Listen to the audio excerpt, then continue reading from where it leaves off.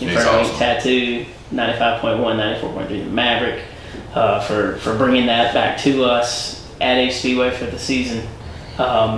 It's really cool. He's working with us to try to, make that part of the studio better, and we've got it narrowed down to now where I can actually play music through my Bluetooth off my phone or from a laptop. It's going to be great.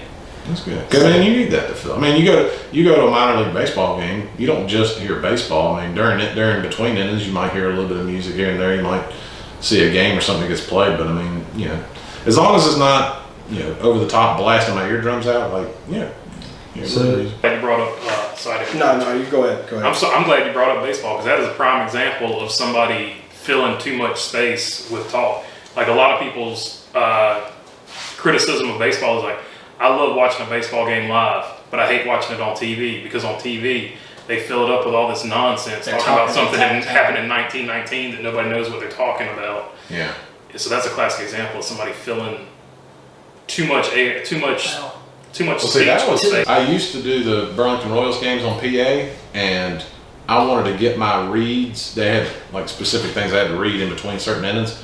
I wanted to get that out as clear and as quick as I could to let the music come back in before I introduce a batter. Because if I feel like I'm talking the whole time in between an inning, like if I've been sitting in the stands, I tune you out. I don't want to listen to you talk the whole time. That's right. RIP, by the way. Burlington Royals, RIP. Yeah, now they're sock puppets.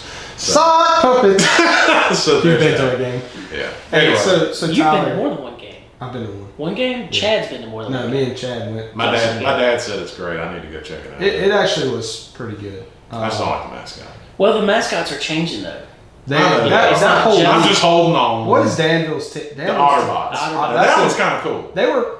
I want to say that's who they were playing. They were playing when me and Chad went. But when so Tyler, if there's some kid out there that is thinking about being an announcer, get another job. What can that kid do? I mean, we always see the 6-year-old flag kid that's imitating the flag man up in the, I remember when Brandon Willard was that kid. I remember when Thomas Scott was that kid. Look at that too. Look at how the times have changed. Yeah, now the two of them have followed that path, and Brandon Willard is mean with the sticks right now. Oh yeah, he's one of the best. So what's the advice from Tyler Williams to Tiger Williams? Tiger Williams. Oh boy. Well, first and foremost, you need to know who you're talking about. It's one thing to write down sponsors. It's one thing to write down someone's driving a Ford, a Chevrolet, a Pontiac, a Dodge, a Toyota, whatever. It's another thing to get down there and actually talk to people, because what you'll find out is if you get down and talk to people, and not everybody wants to talk to you. Not some people are there and they're working on stuff. Don't get in their way. If they're busy changing a gear on a race car, don't bother them. Give them a hey, how's it going, and keep it moving. Don't sit there and bug them. But if you do get to talking to them, keep your conversation short and sweet, be honest, and if you do that, you're a lot less likely to say something stupid on the microphone, because if you don't get to know these people, it becomes a lot easier to say something on the microphone that you regret. You call someone a blatant dirty driver on the microphone, their kids hear that, their family hears that, and stuff like that. Whereas if you know them personally, you're a lot less likely to say something foolish like that. You might say it offhand, off the record, in private conversations. That's fine, but if you're on a microphone, it's a different level of professionalism. So you need to get to know who you're talking about. You need to do your homework. I don't care if their sponsorship is the Mayberry ice cream and the decal's barely big enough to fit on the window. Write it down. I remember 2010, Jason Turner didn't have a whole lot of decals on his race car, but I remember him driving the Guardian Angel Senior Home Care Chevrolet. That decal was on the window. It was not on the quarter panel. It was not on the hood. It was not on the door. It was on the window. But it was the only one he had that I remember, and I wrote it down, and I said it every time. What do you mean I'm wrong? It was on the quarter panel, the black car, the black number 2. Are you sure? Yes, sir. I thought it was just on the window. No, right quarter panel. Well, it was on the car, and I wrote it down. Well, so there's that, and then there's also, you could go for an hour about developing style. I'd say my best thing would be pick things you like from other people and then develop your own style off of it. You can it's okay to take things you like and then spin it your own way. And then the third thing, do not scream. I cannot stand the screaming race announcer. If you want to show me that what's happening on the track is exciting, do it by your tone of voice, not by your volume. If aliens land, then maybe you can scream. But I would just say, do it with your tone of voice. You see, I'm down here talking a little bit. We're side by side on lap 25, and they're going 3 wide into turn number 3. See, I'm up a little bit on volume, but it's mainly with my tone of voice. Do it that way. Slide down. Because if you're screaming at me the whole time, now I don't care what you're saying so much because you've been screaming about them on a pace lap. And you do that really well. And that was kind of going to lead me into my next question about. I've always wondered how announcers really work on their flow. And what got me thinking about that was at the NASCAR Hall of Fame, they have a little thing that you sit down in front of, and you're watching a race, and you have these little headphones. Have you seen what I'm talking about? Yeah, it's awesome. And you sit there, and it tells you what to say, and you say it, and you're listening to yourself, and you're like, man, that's got to be hard to do that for 500 laps. Oh yeah. I mean, you're probably looking forward to a caution a little bit, but to do that. And what you just did is what makes you good at what you do. But knowing how to manage the excitement there is got to be part of the craft of being an announcer. And the question I had was, that wisdom, does that come from time and experience, or does that come from like your journalism major? Do you learn some of that stuff, or does it just come natural? I didn't learn a thing about announcing from my journalism class. I really did. It was 5 years of college, and you learned. You know what's funny about that? Dan Patrick said the same thing. He said, if I could give anybody advice, if you want to go to school, but you don't really need it. Yeah, you don't. Right. That program I went to at Averett was a print-based journalism program, and I should have learned how to write better. I fell in love with announcing. I should have learned how to write better, but that's beside the point. But you're a good writer. Like Kyle said, it really just comes from experience, and it also comes from listening when mentors talk to you about things. Lenny Baticki got on me a ton early on, and I was smart enough to actually listen to it, where he would give me a little nugget. Try doing this instead of that. Try doing that instead of this. Just little things here and there. Like Lenny got on me real big about when you see a car on the racetrack and you're trying to you see someone blow their motor or something in the middle of the race. He said, tell me where the car is and what color the car is. Speak as if you're speaking to someone in the grandstand that is at their very first race. Not everybody there's a diehard. There's some things I will say that are tuned to diehards. But if I see something I want you to look at from the stands, I'm telling you, turn 2, coming, down the back straightaway, the black car moving to the inside, smoke coming out of the back end, that is such and such. So just that little thing. And then something that reminds me of is Rod Barber used to see. Speaking of those videos, I watched a Rod Barber video one time. Oh, and Rod! I can't remember who it was that blew an engine, but he said after he said it on the front stretch, he said so and so blew a motor. No more mosquitoes tonight. Those little. See, now that just comes from time. The little zingers. That means a lot. It's kind of like you see somebody do something stupid, and you're like, oh man, that guy, if brains were dynamite, he couldn't blow his nose. That reminds me of I had a video game on Nintendo 64, Kobe Bryant, NBA courtside. Yeah. And it would have all those. He couldn't hit water if he fell out of a boat. But you know what? If that's not your thing, you can't force it. It's got to be natural. You can't be sitting there looking at a script to say this stuff. It's either got to.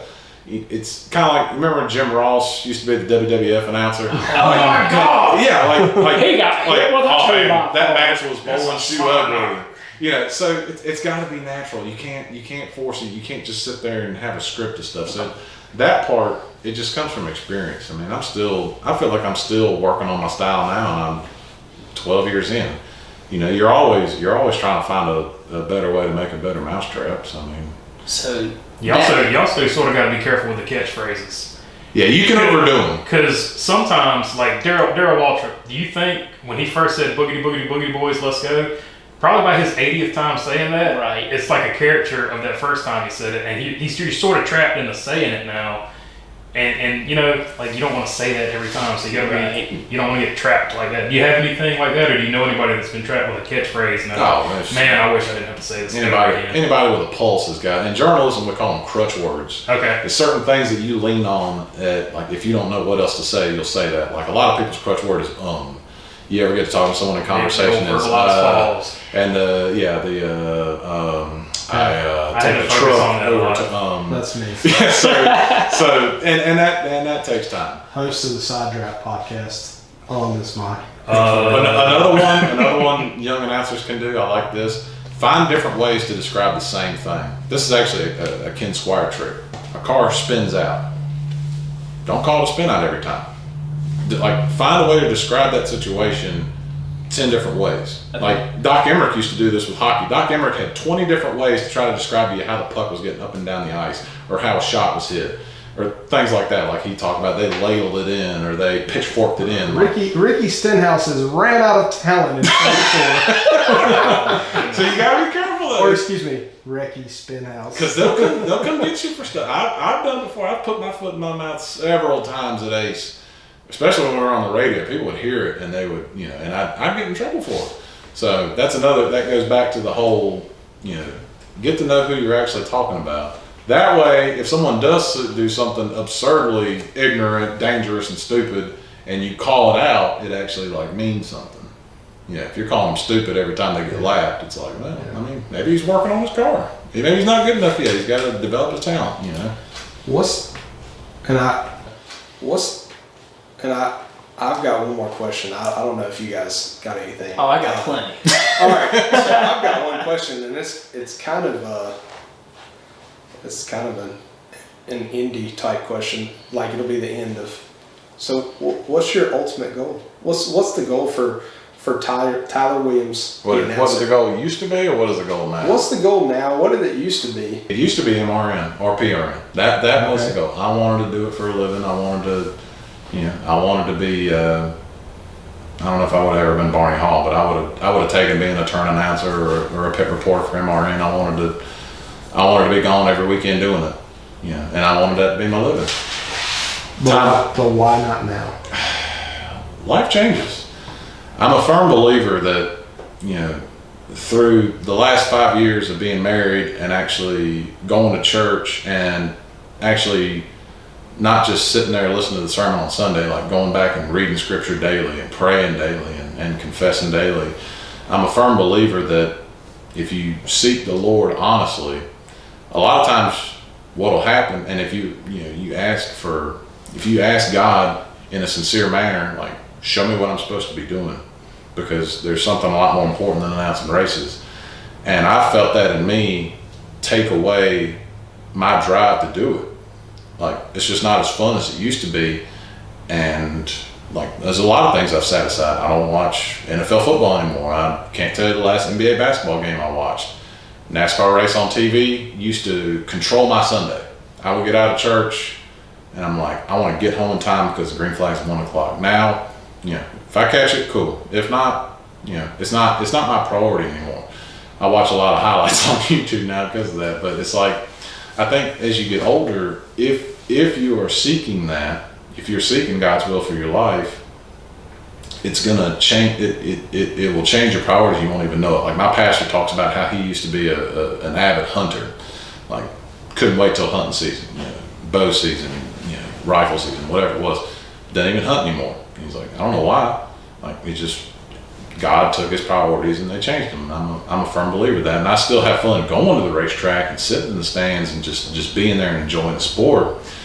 But as far as wanting to be there super early, being as dedicated as you need to be a good announcer and not just be some slat nut that's out there making things up here and there to actually know what you're talking about and put the time and dedication in, that's kind of waned for me. But if the opportunity comes along, if it comes back, like if Charlotte Motor Speedway, it circles back. MRN circles back, PRN circles back, and says, "Hey, Rob Albright is retiring. We want you, Tyler Williams." Do you seize that opportunity, or do you? I wouldn't do it full time. I would do a spot fill in, but I wouldn't do it full time. It's just not. another thing I found out through talking to a lot of people in the industry, and especially me and Buddy Payne talk about this all the time, how a lot of those guys, I'm sure they love what they do and they're living their dream. It's one thing a lot of them have in common. It's hard to be a family man with that schedule. You are gone an awful lot. It's very taxing, and it doesn't mean you can't do it, because some people do, but do I really want to do that? Like me and Allison, when we got engaged, before we got married, we did the premarital counseling. And one of the things we did was we took the love language quiz. And my love language was acts of service. Like I get a real kick out of coming home and my laundry's folded or dinner's cooking, stuff like that. Hers is quality time. So even if we're just sitting there watching House on Amazon Prime or watching something on Hulu or something, how she accepts love is quality time. And like, it's not a lot of fun when I leave the house on Saturday at 10 o'clock in the morning to go travel somewhere. Now I have fun when the race starts and I'm doing my thing, but the traveling to and fro and being gone that long, I don't like that. Like, I like hanging out with my wife. I love hanging out with my wife. I want to keep hanging out with her. I have a dedication to marriage that I think part of it stems from the fact that I do come from divorced parents. So I don't know, I'll never know the full reason that everything went wrong. Quite honestly, it's probably really none of my business. That's their relationship. I'm a product of that relationship, but I want to give my marriage and my wife, I don't want to ever leave a stone unturned because I felt like I needed to go be a race announcer. So that's I think a big part of why I'm stepping back. I'm at the end of the year, I'm leaving. I have two obligations right now. I have Southeast Dirt Modified Series and Southeast Super Trucks. Both series directors know I'm not coming back at the end of this year. Probably the only thing I'll do next year is full-time Ace Speedway. No. Sorry. Did I say that? Did I say that? Part-time Ace Speedway. Did I say that out loud? I've been trying. Well, I'll leave you on a positive note. The only thing I'm planning on doing is color commentary for 5 high school football games. And that's just because all I have to do is show up. It's not a lot of travel. Games are done by 9:30. I'm back home, and that's where you started. And that's Friday. But I think I told you this because last year I filled in for you.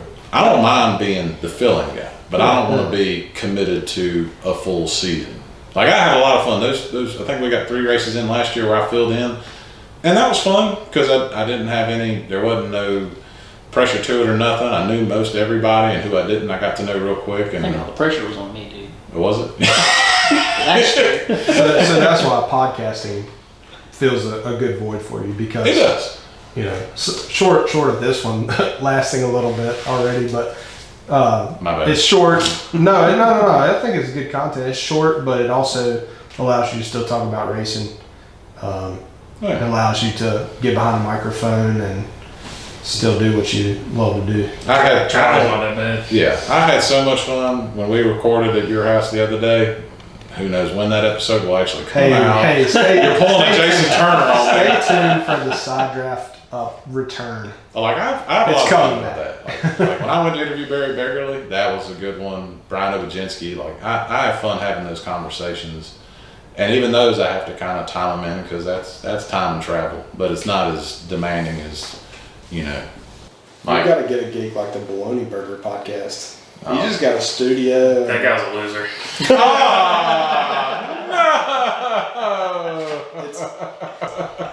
Spoiler alert, it's Kyle. I was about to say that was a harsh critic right there. No. Well, Tyler, we really appreciate you coming on the show, man. We really You appreciate act like you had 10 million other questions. Do you want one more to get in? No, we closed it with that, man. We're all Oh, good. okay. I felt like it was a good I question. want to get one more because we were going to Go ask you ahead. this before. Yeah. What did you think of Kyle Busch after that race? The Let's Atlanta race? well, let's not even make it like that. What do you think of another driver after a race berating another driver I mean, in that fashion? We'll just use that as the example, but any driver that does like that. I don't know. So that's sort of been a hot button issue this week, right? I mean, as a fan, I mean, it usually is just going to reinforce how you feel about someone. It either reinforces that you love their passion or you hate them because they're a jerk. I don't really have an opinion. I mean, that's his soapbox to stand on if he wants to. You know, I mean, I've heard Dale Earnhardt complain. I heard Rusty Wallace complain. I heard Jeff Gordon complain. They all complain. It's just how much do they actually say with the microphone in front of their face, you know. That's why Radioactive is so great, because I think it shows what they're really like in the cars. Like Truex whines and complains every time a lap car's in his way. So, I mean, I don't know. I mean, that's his, you know, maybe back in the day I would have been like, man, that guy's a jerk. But now I'm like, you know what? That's his avenue to let loose with his frustration. Whatever he wants to use it for is up to him. It's necessary though. It makes the ratings. Yes. It makes the ratings. Like sells t-shirts. Oh, as a kid, I used to love a Todd Massey interview on Friday night at Speedway. And they're still good, but man, back in them late model days when he was rolling with that purple 3, man, they were something. A Gary Causey interview, like some people can really do a really just entertaining interview. Gary Causey did one this year. Somebody after a big deal with him and Gary Young, God. somebody went out there and said, "Boo, you stink!" And he said, "Yeah, you come down here and you do it." And You clean that up Like- nicely, by the way. Like, sir, like he walked up to the fence and told the guy that. Yeah. And to Randy's credit, Randy followed him with the microphone so you could hear it. Hey, there is none better than John Force. I don't care who you are in motorsports. I've never met a NASCAR driver, IndyCar, Formula One, go-karts, baby karts. I don't care. Nobody gives an out-of-the-car interview like John Force. I don't care if John Force was drag racing buggies over at the food line. I would want to ask John Force, how'd your run go? Because I know he's so raw and so real about it, and he's giving you everything he's got. Like there's none better than John Force. And I think he's like 70, and I think even at 70, he's got more energy than the rest of us. He wears it on his sleeve. Yeah. And I will say this about Kyle Busch. He says what he says in the car, but he also says it on the microphone. Yeah, he doesn't So turn it off. you can't say he's fake. You He's might authentic. not like his attitude, but he's not. He's authentic. Yeah. I think for that sure. one time, where did he win? Was it Indy or somewhere else where he said, "If you don't like that kind of racing, just don't even watch." Yeah, When Kyle Yeah. Larson threw the slide job on him, and then he moved Kyle Larson. Yeah. Where was that? It's got to be. I think It was a mile and a half. Yeah. It has to be like Was it? Kentucky, That makes sense. Kentucky or somewhere like that. Those have always been pretty decent races. Yeah, I think that was a good thing that he did there, because I think it speaks to the raw. The passion of what they're doing is pretty good. Well, I mean, he wants to win. You look at just his facial expression when they come up and interview him, and he's got to sit there and explain why he lost to his. He's got a terrible poker face. Yes. Oh yeah. Terrible poker face. He just lost to his brother. He doesn't want to say anything, but No. whatever he does say is going to be golden. AJ Foyt's another good one. Man. Oh, he's the toughest dude. Just give it to me 120 proof. Don't give me straight no chaser. And his reincarnation of Tony Stewart. That's who Tony Stewart looked up to. So that's where a lot of Tony Stewart's came from. I think. I'd rather you just be honest. You know, I mean, But I despise. Hate's a strong word. I despise the young ones that get trained up in a certain way where they're basically reading off the script without the script in front of their face. oh yeah. You know, and I know you want to put forward the best face possible, but I'd rather you just be real about it, you know. And even if it's a shorter interview, I'd rather you be short and real than give me the script. That's probably the worst thing. Like, as a fan, you see these guys all polished and stuff when they're talking on the cameras, and then let's say you're walking in the pits and you see them, and you might hear him say something that you weren't expecting to hear him say, and you're like, oh, I don't like that guy anymore. He is so not real. Well, I think that's Tyler. We really appreciate you coming on, man. I think that's going to do it here for this episode of the Ace Speedway recap. Fans, if you're listening, if you want to see Tyler Williams come back to Ace Speedway, leave it in the comments below. But for now, I'm Jason Turner with Kyle Painter, Zack Albright, and Tyler Williams. We really appreciate you coming back on, buddy. Yeah, thanks for having me. We will see you guys August 6th at the track. Be sure to like, share, submit, follow, anything that you can do to reach out to us. Let us know how you like the show. Let us know what you'd like to see. And for now, we'll see you soon.